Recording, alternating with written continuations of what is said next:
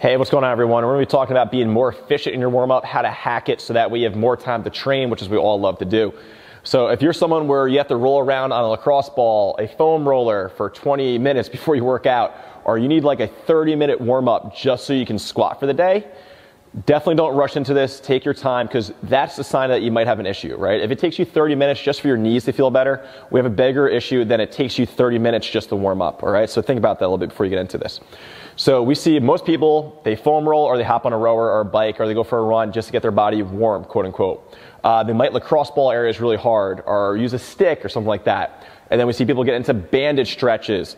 And then we see them get into kind of some movement stuff. And then they start playing with around the barbell, so on and so on and so on. They take their time. It takes them a while to get there.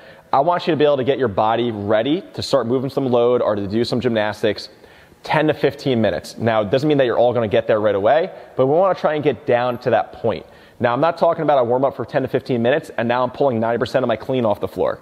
That's not what I'm talking about. I'm talking about your joints feel good, your range of motion is better, so we can get into some of the fun stuff that we all like to do. Now, instead of just stretching or just getting your body warm or foam rolling or voodoo floss banding, I want you to think about it this way. I want you to think about something that increases range of motion, even if it's temporary. All right? Something that increases the range of motion, something that moves through that range of motion, and then something that loads that range of motion. All right? And the last piece of the puzzle that we can kind of throw in there is something that is a movement correction. All right, some people will call it like activation, something of that nature. I don't like the word activation because your body activates as much as it needs to. So we kind of have to learn how to move a little bit differently, slow down the speed up. So what I'm talking about is, let's say I have a lot of shoulder overhead coming up. And here I am, so I'm on a lacrosse ball on my pec minor, or my pec, who knows what I'm doing necessarily. I'm going to overhead band stretch, I'm gonna hold it for like 2 minutes. Then I'm on a lacrosse ball on my upper back, still doesn't feel that good. And maybe I'll just play around with some things before I actually start moving my shoulder. What I'd like to see you do instead is, if you feel like you need to get warmed up for 90 seconds on the bike or a rower, go ahead and do it. Pick something that increases range of motion. Now, if you know that an overhead band stretch increases your range of motion in your shoulder and it doesn't hurt you, go for it. For me personally, I like to hang from the chin-up bar or from the pull-up bar, chin-up grip, and just dead hang because I feel a good stretch there to my abs on a little bit. Then let's go into a movement correction exercise. Maybe that's something like thoracic rotation extensions. If you don't know what those are, you can look them up on our YouTube channel or just search them, you'll find it. Some different upper body motions that help correct the pattern of the way my upper body's moving. And then we want to move to that range of motion. So maybe for that, since we're going overhead a lot, maybe I do some reverse grip barbell presses overhead. I like the reverse grip because it challenges my lats and it keeps my shoulder in external rotation and kind of challenge me. So I can go through this and then I can add some load or do the movement that I'm planning to do. So let's say it's a day where I'm doing push jerks. So here I am. I'm going to say I'm going to do banded overhead stretch. All right. Just 20 seconds aside. Not much. I'm going to go into some movement correction. I'm going to do some T-spine rotations.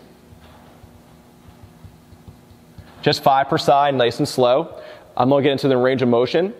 So I'm going to load it. So instead of going barbell, I'm going to choose dumbbells because I try to do a lot of unilateral work in my warm-ups, just because sometimes in CrossFit we get stuck not doing a lot of unilateral.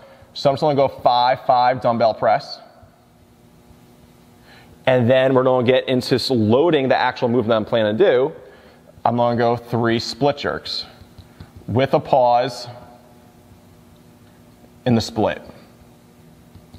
And I'm going to run through this 3 times, adding weight maybe to the dumbbell press, possibly adding weight to these split jerks, but then I'm warming up as I go. So I'm trying to hack my body into, hey, I increase temporarily range of motion. I'm going to create some corrective action to what I'm doing. I'm going to load that range of motion a little bit, just move through that range of motion, and then I'm actually going to do the movement I'm planning to do.